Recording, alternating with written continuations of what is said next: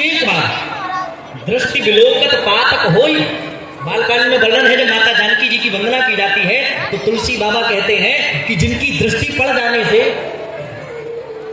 किसी भी व्यक्ति का सर्वनाश हो जाता है। अगर वो स्नेह से दृष्टि डाल दे तो करुणा विलोक हो जाएगी, मन में करुणा से विलोकती है तो वे करुणा निधान बन जाती है, करुणा निधान की प्रिया बन जाती है। और यदि वे क्रोध में, तभी रावण जब जब आया माता जानकी के पास तो देखा कैसे, तृणधर ओट कहत वे देखी, तृण रखा सामने, स्पष्ट नहीं देखा।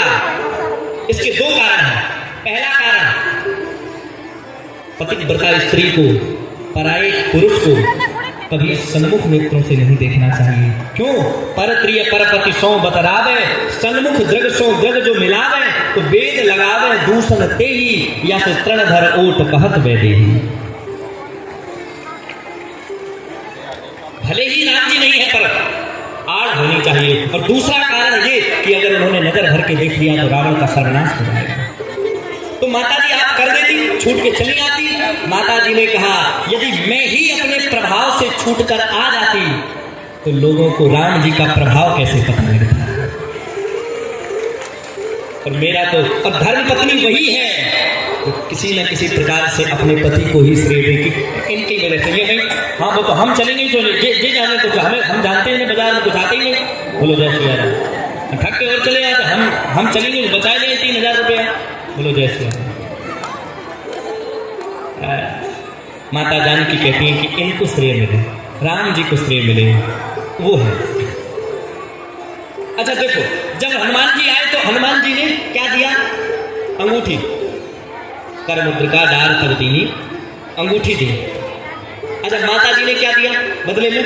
चूड़ामणि। अच्छा चूड़ामणि जानते हैं कहाँ पहना जाता है? बालों की सुंदरता में। अच्छा कितना सुंदर संकेत है। किसी ने राम जी से पूछा प्रभु आप अंगूठी के अलावा और कुछ भी दे सकते थे? राम जी बोले नहीं दिया। माता जी आप भी चूड़ामणि के अलावा और भी कुछ दे देती, पर दोनों ने कितना सुंदर। माता जानकी सुनो बिनम विनय मम बिटप अशोका, सत्य नाम कर हर मम शोका। माता जानकी अशोक वृक्ष के नीचे बैठकर अशोक वृक्ष से प्रार्थना करती है कि तू ही अपना नाम सत्य कर दे। राम जी का तो झूठा हो गया तो राम जी ने हाथ की अंगूठी दी। अच्छा अंगूठी हाथ में पहनी जाती है, मानो राम जी ने अंगूठी देखकर कहा देवी ये अंगूठी नहीं, हमारा हाथ तुम्हारे शीश पर है। अंगूठी के रूप में हमारे हाथ की निशानी है, हमारा हाथ है। तो माता जानकी ने भी चूड़ामणि देकर कहा प्रभु ये चूड़ामणि नहीं, ये हमारा शीश आपके चरणों में है। कितना प्रेम है। दूर रह करके भी न जाने क्या क्या बात होती है, दूर रह करके भी न जाने क्या क्या बात होती है। जब इस हृदय से उस हृदय का तार मिलता है और जहां कुछ छल छलाता अश्रु बिंदु दिखलाई पड़ता है, बस उसी मानस में हमको राघव सरकार मिलता है। वही तो है।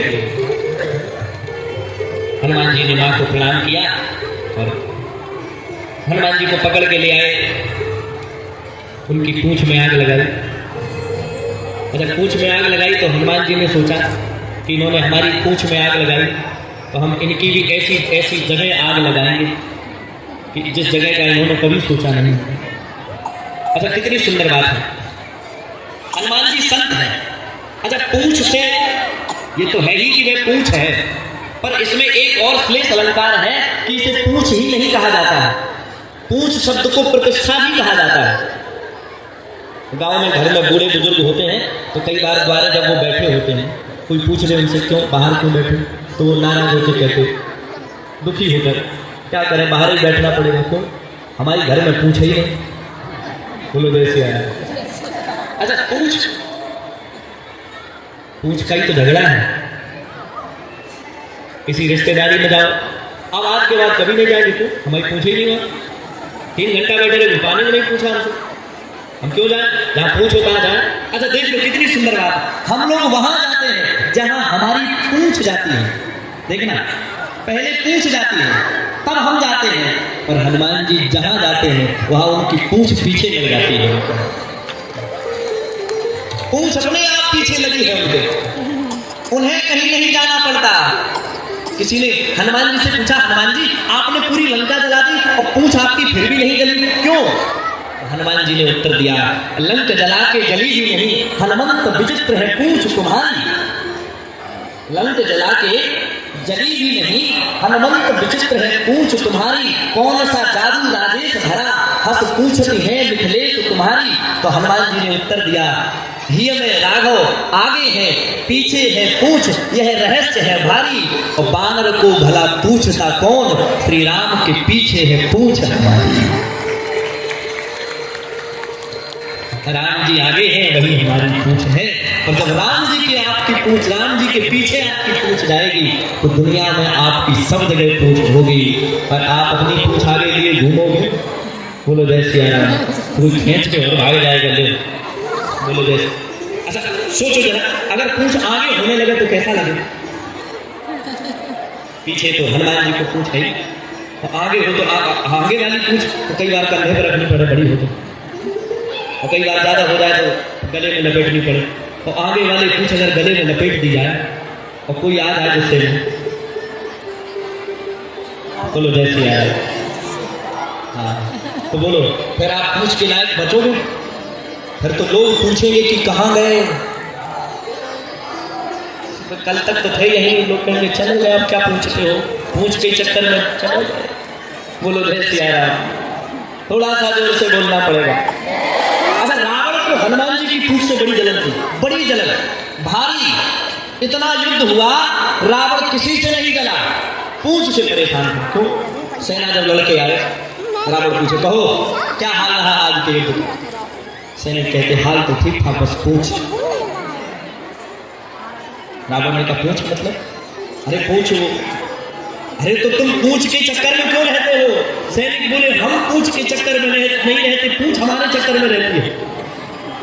भाई पूछ का कोई दायरा कंफर्म हो कि इस दायरे तक पूछ रहेगी तो आदमी सतर्क रहे कि इस दायरे में नहीं जाना, रेड जोन है। वो तो बाड़ी पूछ कीन कभी खेला, वो कितनी बढ़ जाए कोई पता नहीं। कहां खड़े हो, पूछ कहां से आ जाए। सैनिक बोले महाराज पूछ हमारे पीछे पड़ी, हम नहीं पड़े। रावण ने कहा ऐसे बात नहीं बनेगी, मुझे ही पूछ उखाड़नी पड़ेगी। सच में एक दिन रावण पहुंच गया रात में, हनुमान जी बैठे राम राम राम राम जप रहे थे, शोर था नहीं, बड़ी शांति थी। रावण ने सोचा आज झंझट ही खत्म करें, पूछे ही खत्म। पीछे से पहुंचा, उसने पकड़ी पूछ और पूछ पकड़ के खींची। अच्छा वो सोच रहा था कि जब हम पूछ पकड़ के खींचेंगे तो ये या तो लड़ेंगे या मुड़ेंगे, और हुआ उनका। पूज्य महाराज जी बड़ा सुंदर भाव देते, जब रावण ने पूछ खींची तो हनुमान जी ना तो लड़े ना मुड़े, हनुमान जी उड़े। आप सोचो, रावण पूछ पकड़े था और पूछ पकड़े ही हनुमान जी धर उड़े, और वो उड़े तो वो लटका रह गया। अच्छा पहले वो सोच रहा था कि ये पूछ टूट जाए, पर अब सोच रहा था हे भगवान तू। बोलो जय श्री राम। अच्छा अब ये तो कह ही रहा था, साथ ही साथ ये कह रहा था हे भगवान टूटने से बच गई तो कहीं छूट न जाए, नहीं तो हाथ पांव तो मिलेंगे नहीं। अच्छा पहले वो सोचना था तोड़ने के लिए, और अब तोड़ नहीं पा रहा था क्योंकि खुद लगता था। कितनी सुंदर बात है, जब भी कोई दुष्ट व्यक्ति किसी संत की प्रतिष्ठा रूपी पूछ को मिटाना चाहता है तो भगवान उसे ऐसी जगह लटकाते हैं, न वो ऊपर का रहता है न नीचे का रहता है, उसे धूल में मिलता। बोलो जय श्री राम। थोड़ा जोर से बोलना पड़ेगा। हनुमान जी महाराज की, बगीचा सरकार की, राम दरबार की। हनुमान जी ने कहा अपना तो काम हो गया, अब अपन तो यहाँ से जाते हैं। हनुमान जी महाराज पहुंचे, चूड़ा मणि उतार कर दी, चूड़ा मणि दी। फिर इसके बाद अंगद को पहुंचाया गया। अंगद ने भी बहुत बार समझौते का प्रयास किया पर वे नहीं माना। अंततोगत्वा स्थिति ये हुई, समुद्र के बीचों बीच पुल बनाया गया। समुद्र के इस पार राम जी पूरी सेना को लेकर के गए। महाभयंकर समर हुआ और ऐसा युद्ध हुआ कि आपको मैं एक आश्चर्य बताऊं जिसे सुनकर आप भी आश्चर्यचकित हो जाएं। जब युद्ध प्रारंभ हुआ, रामेश्वरम की स्थापना इस पार हुई थी, तो जब अभिषेक की बारी आई तो रावण भगवान श्री राम शंकर भगवान का अभिषेक करने जा रहे थे। उस समय बिना आचार्य के अभिषेक पूरा कैसे है? तो किसे बुलाया जाए? बोले रावण को कई विद्वान है, वही उसी को बुलाया जाए। रावण तो आ गया।